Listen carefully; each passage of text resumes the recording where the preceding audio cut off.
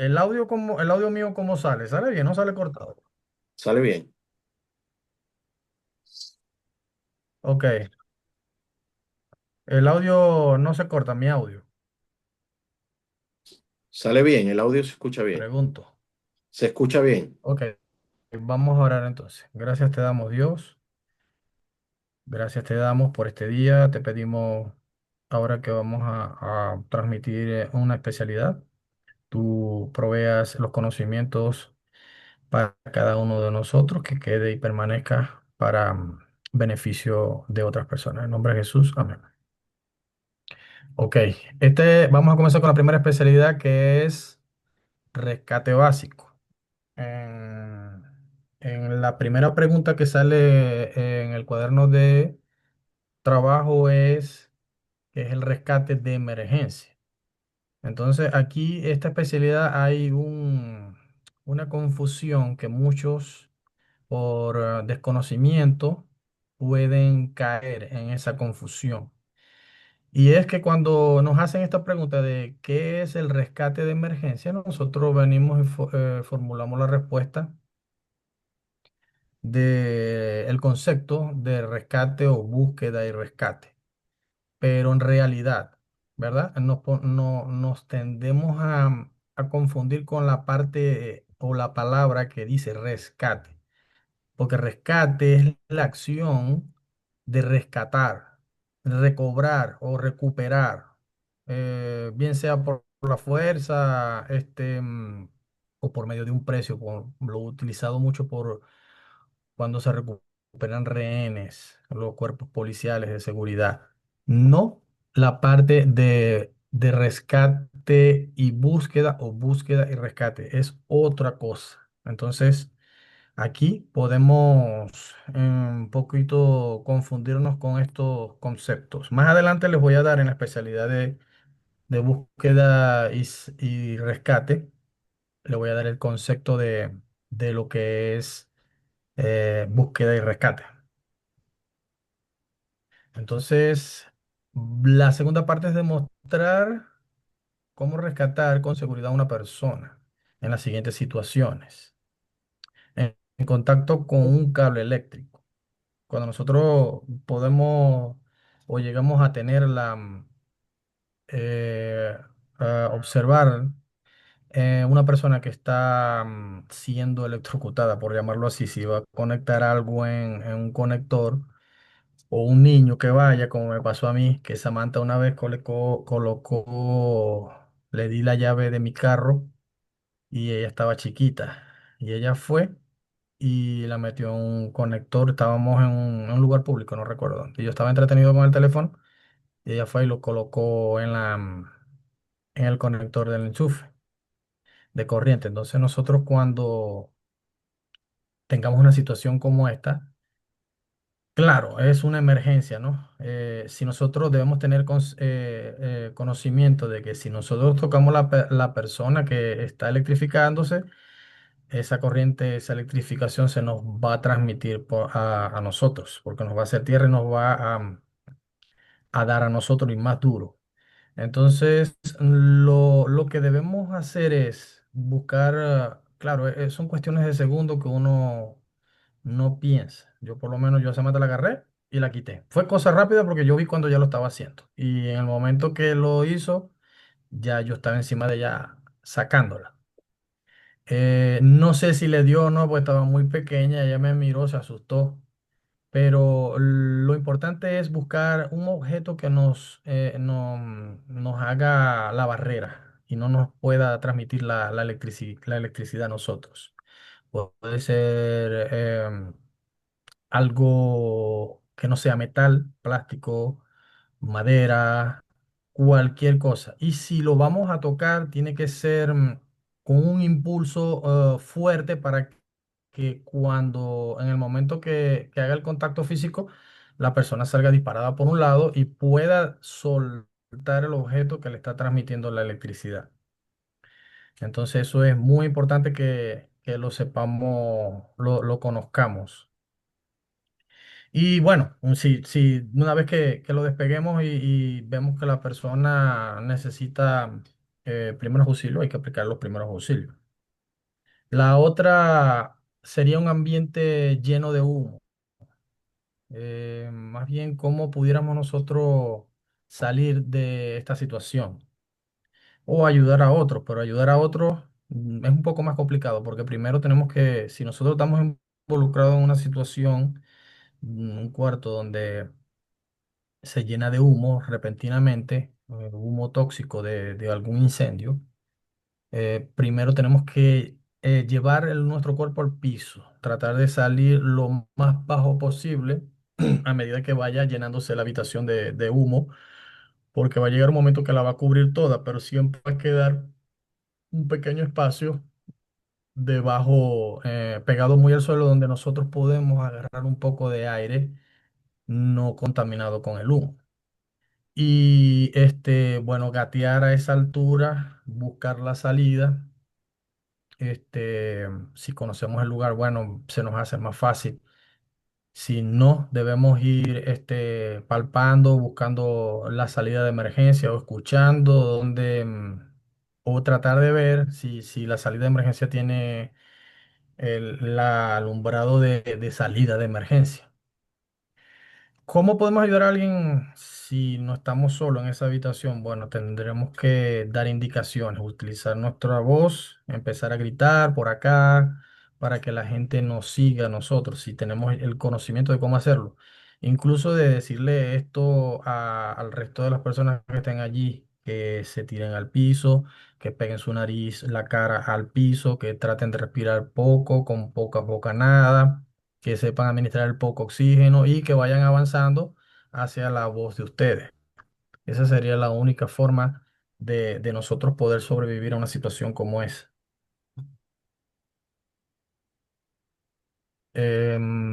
Con las ropas en llamas, bueno, si nos sucede a nosotros, eh, tratar de quitarnos la ropa, ¿no? Pero en situaciones como esa uno no piensa mucho. Y el primer instinto es ese, correr o quitarse la ropa. Entonces, dependiendo de la cantidad de llama que nosotros tengamos, si corremos va a ser peor porque vamos a introducir más oxígeno a ese fuego y se va a avivar más. Entonces, si es una persona, evitar que corra, agarrarla, tirarla al piso. Si la llama la tiene por la parte de atrás de su cuerpo, voltearla, quitarnos nosotros la ropa, tratar de cubrirla y golpear el fuego para que no, para sofocarlo, pues, de esta forma. Y bueno, si nos toca a nosotros lo mismo, voltearnos nosotros, tratar de girar hacia donde esté el cuerpo, la parte del cuerpo donde esté la llama encendida y sofocar el fuego. ¿Se va entendiendo hasta ahora? Sí, Sí, Pregunto. Ok, avancemos entonces. Por ahogamiento. A mí me sale también un letrerito aquí, no puedo leer muy bien la pregunta, ¿no? Pero cuando no se tiene alguna especie de equipo de rescate, o pues, digamos un salvavidas para lanzarse lo que sería lo ideal. Si nosotros estamos en una piscina y vemos a alguien que se está ahogando, bueno, lo más ideal es lanzarle un salvavidas, que la persona lo tome. Y si este salvavidas está sujeto a alguna cuerda, mucho mejor, porque una vez lo tome, nosotros alamos la cuerda y lo acercamos a la orilla. Perfecto.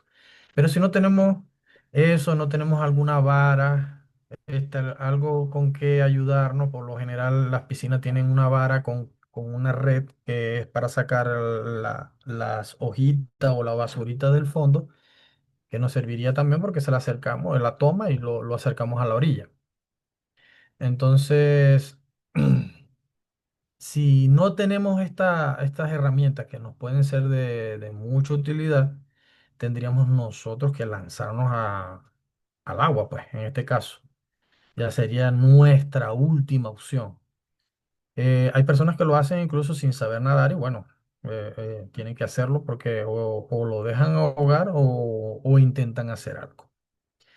En este país, bueno, las cosas, he visto tantas situaciones por las noticias que de cosas así, de personas que ayudan a alguien que necesitaban ser rescatadas terminan siendo demandadas por las víctimas o los familiares, se salven o no, porque, bueno, los familiares, ayer vi una noticia similar, una señora se cayó de la silla y llegó alguien, la ayudó y la introdujo a su casa y los familiares llegaron, lo acusaron, lo denunciaron, ¿cómo se dice? Lo demandaron porque había sido él el que había tumbado a la señora. La señora no podía hablar, estaba muy vieja. Entonces, en este país la situación con ese tipo de ayuda es un poco complicada. Lo más recomendable se dice que es que uno debe preguntar a la persona si necesita ayuda, pero hay situaciones que como que la pregunta es tonta, porque si tú la estás viendo que se está ahogando, como, o sea, le vas a preguntar y con qué ánimo te va a responder. Entonces, pero eso, bueno, hay que tenerlo en cuenta. Más que todo eso nos lo enseñan en primeros auxilios cuando hagan el taller en los bomberos, ahí le van a decir. Pero hay veces que de verdad no se puede.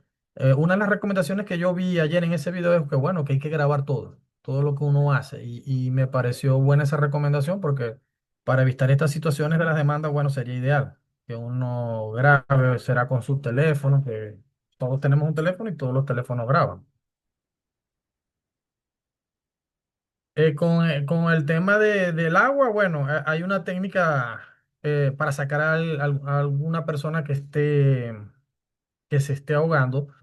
Lógicamente es una técnica que se tiene que entrenar, es una especialidad que pudiéramos hacer cuando nos toque la piscina, pero eh, no se las voy a enseñar, pero sí le voy a dar algunas recomendaciones. Pues, si usted se va a lanzar al agua y sabe nadar, que es lo preferible, trate de no tomar de frente a la persona, porque la persona va a intentar hundirla. Entonces, es preferible que deje que un poco que la persona se canse, que deje de bracear y colocándose por la parte de atrás, intenta tomarlo como pueda, porque como no sabe la técnica, va a intentarlo tomar como pueda, pero eso sí, háblele, le dice que la está ayudando, que lo va a rescatar, que se tranquilice para que la persona, bueno, este, se calme un poco, porque si usted le entra de frente, esa persona la va a agarrar por los pelos, por la cabeza, por donde pueda agarrarla, porque eso es lo que se quiere es agarrarle de algo para poder estar en la superficie del agua. Y bueno, ya ahí se va a complicar un poco la situación porque hay otra técnica para poder soltarse de esa situación. Em, para accidentes en hielo, bueno, si alguien se cae en una superficie congelada, algún lago que estuvo congelado, hay que lanzarlo, obligadamente hay que lanzarle algo para poderlo sacar. Porque si nosotros nos arriesgamos a entrar, bueno, podemos también quedar en la misma situación que la persona que está allí. Y ya no va a ser uno, sino dos que van a necesitar ser rescatados. Entonces, por todos los medios hay que buscar algo, rama, hay que tomarse el tiempo. Ya vengo, rápido, mirar a su alrededor calmadamente, porque uno se desespera y se vuelve ciego, no ve nada. Teniendo a una cuerda al lado, uno no la ve. Entonces, buscar el medio para poderlo ayudar, porque lo último es intentar entrar. Y no es recomendable porque pasarían a ser dos las víctimas. Ok. Conocer tres maneras de atraer o comunicarse con un avión o helicóptero de rescate. Ok, existen varias formas de atraer. Si nosotros estamos en la montaña y necesitamos llamar la atención de un helicóptero. Aquí en las montañas de Utah siempre patrulla un helicóptero. Cuando fuimos al backpacking lo vimos pasar. Nosotros, si estamos bajo esa situación, estamos perdidos, necesitamos la ayuda, alguien se lesionó y no tenemos cómo bajarlo, sabemos que estamos a muchas millas de distancia y solamente hay dos personas, entre las dos no pueden sacarlo, en fin, necesitamos llamar la atención del helicóptero. Hay varias maneras. Una puede ser con algún objeto brilloso, puede ser el mismo celular, algún espejo, alguna especie de metal que refleje el- los rayos del sol. ¿Para qué? Para tratar de y mover la mano para buscar la forma de que el piloto pueda ver esa, esa brillosidad del objeto. Entonces, otra sería señales con el cuerpo, hacerle señas con las manos, buscar algún objeto o ropa de un color llamativo y hacerle señas para que el piloto pueda, pueda ver lo que estamos haciendo. Él va a dar un giro y va a tratar de acercarse para ver si es que necesitamos auxilio o es que la persona simplemente lo está saludando. Lo otro es escribir en el suelo. Hay formas de escribir en el suelo. Podemos escribir la famosa SOS, pero también hay otras figuras conocidas por todo piloto. Ellos lo ven en sus estudios académicos para supervivencia. Son figuras que significan algo. Entonces, los excursionistas experimentados, los rescatistas, suelen utilizar estas figuras para llamar la atención de helicópteros o de aviones que están haciendo alguna búsqueda en el área cuando son necesarias. Entonces, por ejemplo, si nosotros colocamos una vez, tampoco es que vamos a hacer una vez del tamaño de la mano, por favor. O sea, es la lógica de que hay que hacer una señal visible desde la Tierra para una altura, donde pasa un avión o un helicóptero. Entonces tenemos que hacerlo más o menos grande y una zona despejada que pueda ser visible desde el aire. Y de ser posible que el objeto que estamos utilizando, si son rocas para hacer la figura, que sean de color blanco, un color que se diferencie del resto de la superficie terrestre donde la estamos colocando. No vamos a colocar las piedras sobre otras mismas piedras porque no la van a ver. No podemos agarrar piedras normales de color de la roca normal, pero colocarla sobre el pasto, puede ser sobre una arena blanca que no que haga contraste con la roca. Entonces, por ejemplo, aquí vemos que la B significa que necesitamos ayuda, la X necesitamos una ayuda médica y así hay muchos símbolos. Aquí solamente coloqué como cinco, pero esos son símbolos que nosotros como guías mayores debemos saber a la hora de hacer un excursionismo, una caminata en la montaña, porque los accidentes siempre pueden ocurrir. Y esas señas que está haciendo la otra figura con las manos, el muñequito, son ya para hacer también señas ya profesionales que el mismo piloto las identifica. No agitar las manos a lo loco, sino que si nosotros hacemos unos movimientos específicos, él sabe qué significa. Entonces también hay mucho, ahí coloqué eso simplemente como referencia. ¿Conocéis seis indicadores de, no veo la otra palabra, un rescate inmediato? Debe ser de forma segura, no sé, o para saberlo. Para cuando nosotros, o sea, para saber nosotros si la persona necesita que se ayude o que se le haga en este caso un rescate, bueno, primero tenemos que ver si está respirando. Eso lo aprendemos nosotros en primeros auxilios, lo que es el ABC de la vida. Si nosotros vemos una persona que está inerte en el suelo y vamos caminando por un sendero, ajá, nosotros nos las acercamos. Lo primero, por instinto, que vamos a hacer es quizás llamarlo, preguntarle cómo está, tocarlo, moverlo. Y al ver que no reacciona, lo segundo va a hacer es revisar si está respirando. Este, si no está respirando, ver si tiene algún sangrado. Mirar, uno tiene que antes de todo de acercarse a una víctima, son cuestiones de segundo y no lo hacemos muchas veces. Pero un profesional lo primero que hace es analizar qué sucedió. La ve, cuestiones de segundo, mira a su alrededor, mira a su entorno, qué pudo haberle pasado, si fue que se cayó o qué les pudo haber sucedido, analizar. Incluso cuando está viendo si respira o tocándole el pulso, está analizando qué pudo haberle ocurrido. Entonces, También debemos revisar si tiene algún sangrado, si está sangrando, algún sangrado visible, si hay alguna especie de cableado, tendido eléctrico en el suelo. Entonces podemos deducir más o menos qué le pudo haber sucedido. Y así también nosotros corremos menos riesgo al acercarnos. Si la persona está bajo los escombros, o si está envuelta en llamas, o está al lado de una piscina y no se mueve, podemos presumir que, bueno, se está ahogando y intentó salir, cómo pudo llegar a la orilla. Entonces, nosotros podemos presumir que necesita una ayuda, pues, visible si está inerte, si no nos pide la ayuda. O no vemos que está en una situación de aprieto. Se está ahogando, bueno, no nos va a llamar, pero vemos que se está ahogando, vemos que está bajo una situación de aprieto. Entonces, eso sería más o menos unos indicativos de que nosotros podemos ver quién necesita ayuda.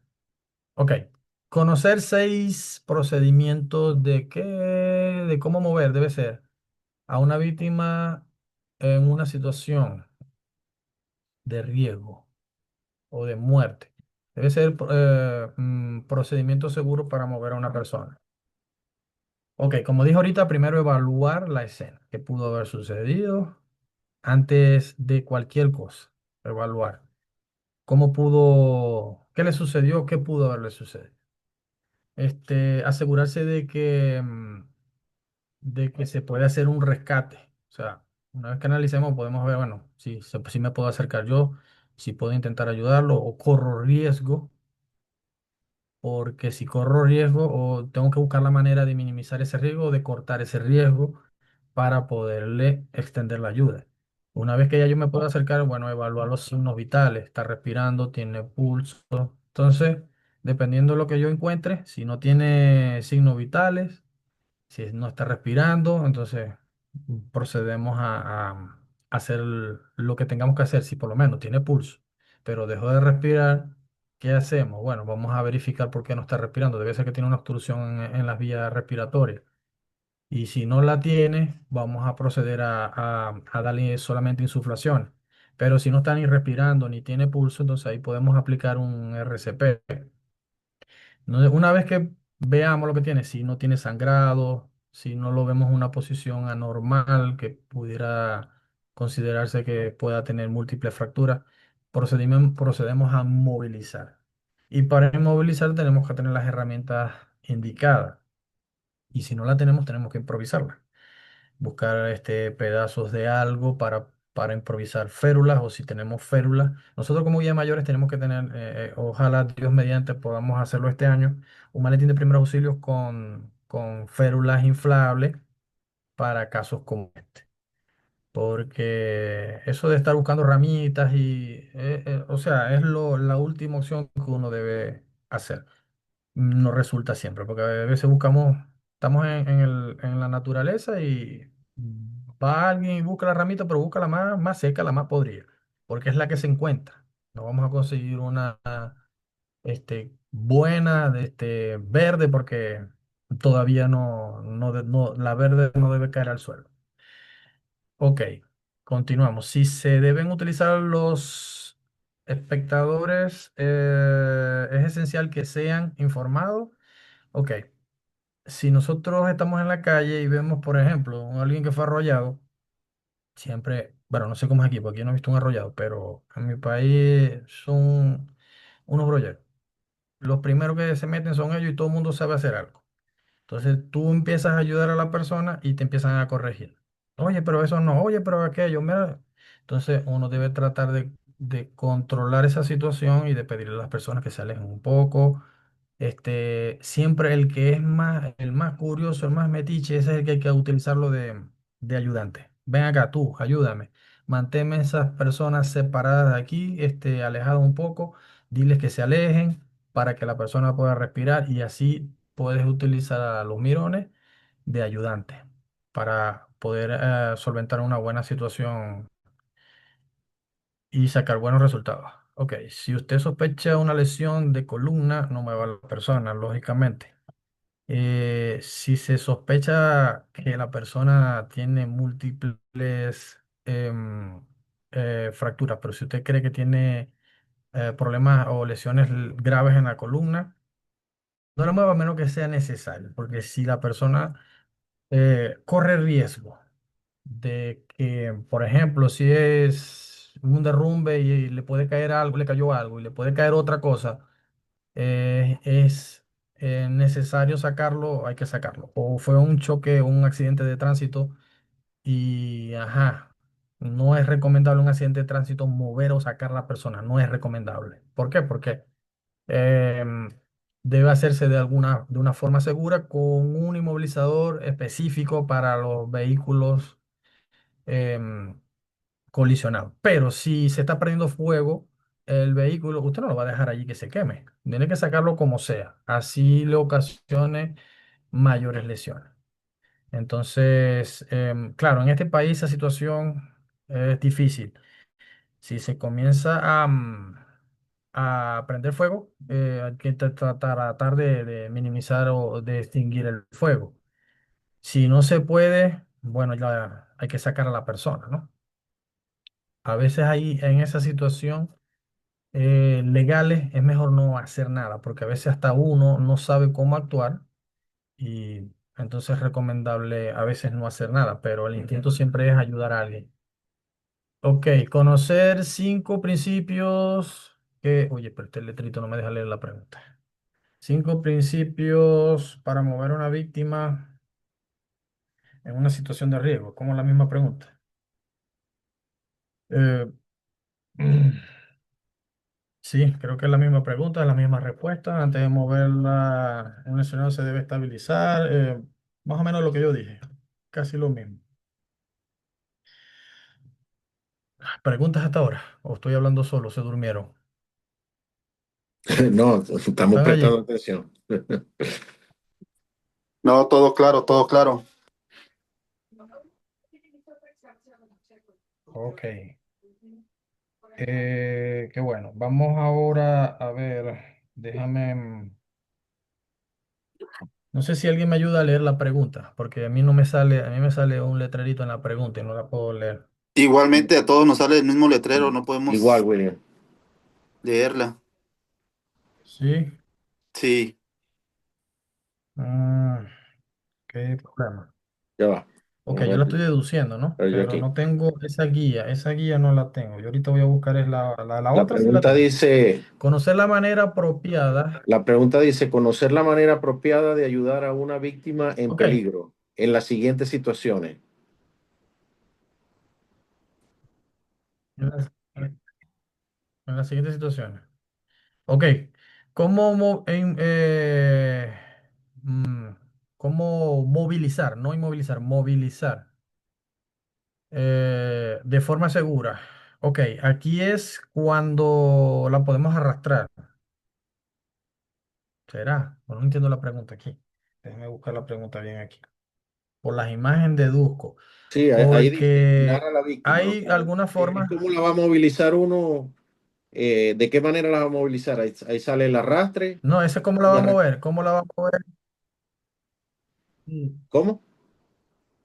Si está por lo menos, si está en el suelo, como vemos en la primera imagen, si está en el suelo, bueno, la podemos colocar como sentada y la tomamos por debajo de los brazos y la tiramos así y en esa misma posición la arrastramos sentada hacia un lugar seguro, porque eso es para moverla en caso de que sea necesario moverla hacia un lugar seguro, porque corre riesgo, está al lado de un carro que se está incendiando, entonces yo necesito a aplicarle los primeros auxilios y no puedo hacerlo bajo esas condiciones de riesgo. Entonces yo tengo que movilizarla hacia un lugar seguro, hacia un área donde yo esté seguro y la víctima esté seguro. Entonces, una es esa, como vemos en la imagen de arriba, está sentada y la arrastramos así sentada. La otra es que agarramos a la persona, le amarramos los brazos con algo, con algún pañuelo o un suéter, y nosotros nos introducimos por allí y como ramplando, caminando tipo lagarto, la vamos movilizando. Eso ya se utiliza más en situaciones donde hay espacio confinado, por ejemplo, que una persona quedó atrapada debajo de algo, un accidente, no sé, entre camiones grandes, la persona está debajo de algo, pero no está aprisionada. Entonces yo tengo que meterme por allí y esa sería como que una forma para poderla sacar. Porque tirarla es difícil porque tú la vas a tirar, tú también estás bajo la misma situación que estás en el piso. Entonces no tienes como que mucho espacio para levantarte ni levantar tampoco a la víctima. Entonces esas serían las formas. Todas estas formas son prácticas y nosotros las vamos a practicar cuando tengamos la oportunidad en alguna actividad al aire libre. Igualmente, bueno, está la técnica que pueden colocársela tipo el soldado en los hombros. Es una técnica, imaginándonos que la persona no está colaborando, o sea, la persona está desmayada, está totalmente ida y está en el suelo. Entonces nosotros tenemos que hacer esa técnica y bueno, como vemos en la imagen, yo no se las puedo explicar, tengo que enseñárselo personalmente. Y la otra, bueno, la persona sí puede caminar, está coja, no sé, y bueno, le pasamos un brazo por nuestro hombro y la ayudamos a que se movilice. Pero estas técnicas las vamos a hacer luego. Igual en una silla, si nosotros tenemos una silla cerca, podemos sentar a la persona y entre dos, uno se coloca en la parte de adelante, le agarra las patas delanteras a la silla y el otro agarra el espaldar de la silla y la pueden movilizar. Haciendo una especie de silla entre dos personas, uniendo los brazos, podemos hacerlo eso si la persona está consciente y puede moverse. Nosotros le pedimos a la persona que se siente allí entre nuestros brazos así sujetados, como vemos las cuatro manos, y la persona le pasa sus brazos alrededor a las dos personas, se sujeta y las dos personas la pueden sacar de allí.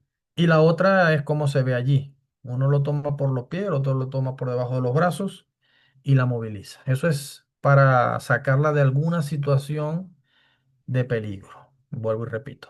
Otra, bueno, podemos colocar una especie de sábana y arrastrar la sábana. Lógicamente nos traemos también a la víctima. Entre tres personas también podemos levantar a una persona sujetándola como la vemos en la segunda imagen. Y ya la cuarta es cómo introducirla en una camilla entre cuatro personas. Todas estas formas las vamos a practicar nosotros. Ok, la otra es cómo hacer o improvisar una camilla. También lo vamos a ver con cinturones, con cuerdas, con chamarra, sudadera, suéter, franela, como le llamen, o con una cuerda larga. Estaba tratando de colocar una imagen allí cuando le di esta especialidad a los conquistadores, hicimos esa camilla con cuerda. Entonces, eso también se puede hacer con una cuerda. Y debemos, como guías mayores, debemos por lo menos aprenderlo a hacer y de vez en cuando practicarlo para que no se nos olvide. Porque en el momento que nosotros lo necesitemos, ya sabemos hacerlo. Ok, ok, cumplir con los siguientes requisitos. Atar por lo menos tres nudos para unir cuerdas. Eh, Aquí los nudos para unir cuerdas, muchos utilizan cualquiera, pero no cualquiera es recomendable. Entonces, aquí vemos a mano izquierda el primero es el pescador, el del centro es el llano, el tercero, ese parece las de guía, parece las de guía o el vuelta escota. Y el margarita es el que está debajo. Entonces, el margarita no se utiliza para unir la cuerda, sino para cortarla. Los tres de arriba sí son para unirla. Se pueden utilizar para unirla, pero el recomendable es el pescador, que es el primero. Entonces, yo soy de los que cuando enseño algo, enseño solamente una sola forma. Hay personas que enseñan muchas formas de hacer los nudos y a la hora de hacerlo no se acuerdan ninguna, porque son tantas que el cerebro se colapsó y no pueden recordar ninguna. Entonces, si nosotros aprendemos una sola forma, esa es la que vamos a recordar siempre, porque es una sola opción que tenemos en el cerebro. Pero eso lo vamos a aprender después, con la especialidad de nudos vamos a practicar. Atar un nudo para colgar alrededor, ese sería el haz de guía sobre la cintura, el que GCB es experta haciendo.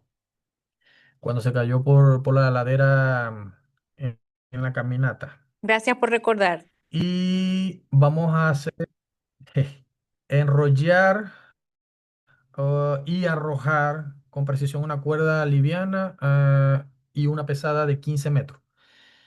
Eso es lo que nos pide el requisito. Esto lo vemos nosotros en la especialidad de rappel. La especialidad de rappel la vamos a dar, ya la dimos, pero nada más fueron como tres o cuatro. Vamos a volverla a dar cuando nos entre el verano nuevamente y allí vamos a hacer esa práctica de cómo enrollar una cuerda, como vemos allí la primera imagen, cómo está enrollada, y en la segunda imagen, cómo se arroja. Ok, pasos que deben seguirse para informar que una persona está eh, desaparecida, debe ser. Entonces, ¿cómo nosotros manejamos una situación ante el 911 cuando vamos a informar sobre una persona desaparecida? Bueno, la denuncia debe ser presentada lo antes posible vía telefónica. Si son niños o niñas, la policía recomienda hacer la denuncia de desaparición en forma inmediata e incluso ahora hay una aplicación que se hace por allí y ya cuando una vez se hace, ya previamente están todos los datos y características e imagen del niño cuando eso sucede y para poder enviar una alerta a todos los números de teléfono. Pero cuando nosotros llamamos al 911 lo primero que tenemos es que calmarnos si tenemos nosotros la emergencia o vamos a anunciar una emergencia cercana o que estamos observando, tomar calma para poder describir lo que está sucediendo y poder responder las preguntas que nos va a hacer el operador.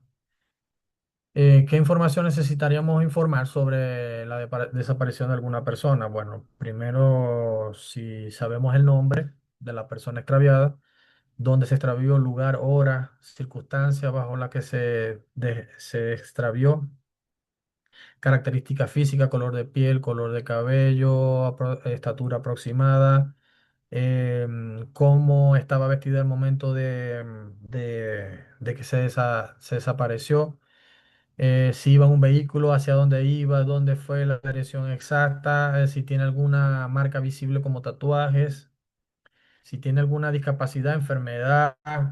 Este, mm, Primero, antes que todo, preguntar a los amigos, familiares si lo han visto. Entonces, esa información más que todo siempre la solicita el operador, pero debemos conocerla, porque si hacemos la llamada, me llamaron, vamos, mira, fulano se desapareció y yo voy a reportarlo, pero el que me informó que se desapareció no me dijo nada. Entonces, yo no sé nada sobre la persona que se desapareció, no puedo darle esa información al operador.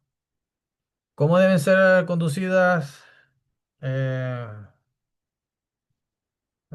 Cuando alguien se perdió en un área boscosa, deben ser conducidas? Debe ser la ¿Cómo deben ser búsqueda y conducidas rescate. las búsquedas de alguien perdido en un Una área que rocosa o desértica?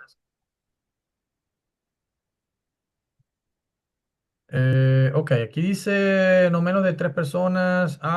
Debe ser cómo se maneja eso. Ok, cuando se realiza una búsqueda de una persona o varias personas que están desaparecidas en el bosque, el cuerpo de rescate que va o el grupo de rescate, la organización de rescate no va a ir una sola persona a hacer la búsqueda. Si van personas, para empezar, si van personas mínimo van a ir tres, o cinco idealmente, pues. Pero por lo general siempre utilizan medios o tecnología mecánica, drones, helicópteros, aviones porque es más rápido. Pero a veces, según las circunstancias, la accesibilidad al lugar, mandan una cuadrilla de búsqueda y rescate, tres, cinco personas, seis, dependiendo la necesidad, y para que puedan llevar el equipo necesario. Y siempre se compone de un jefe de operaciones o el que está encargado de la misión. Necesariamente no tiene que ser el guía, a veces el mismo jefe de operaciones es el guía porque conoce el área, pero a veces se busca un guía em, experto en la zona. Por ejemplo, yo hablo por la experiencia que nosotros vivimos cada vez que íbamos a hacer una búsqueda, algún rescate en una montaña. Siempre pedíamos la colaboración de los indígenas de la zona. Si era en el Amazonas, pedíamos algún peón de que nos llevara, porque ellos son los que conocen el área.